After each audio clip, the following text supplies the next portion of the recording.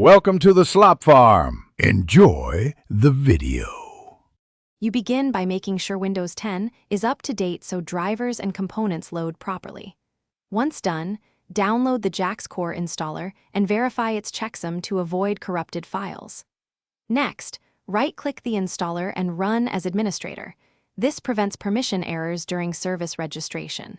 While the installer runs, choose the default path unless you have a specific drive or partition. This simplifies later support and ensures default environment variables are set correctly for subsequent steps. Now configure the core components so Jaxcore runs reliably.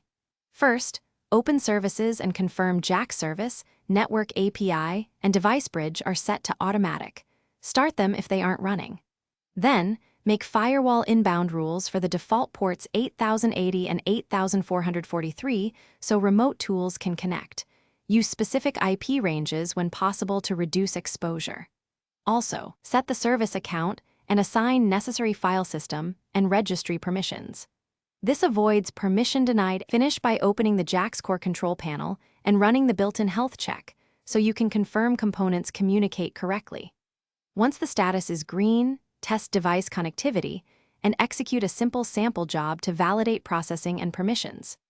If something fails, check logs in program data /Jaxcore/logs and use Event Viewer to pinpoint service startup or driver issues.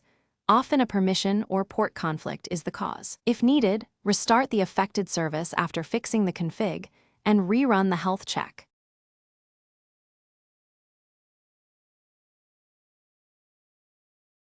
Thanks for watching. Consider subscribing if we helped you today.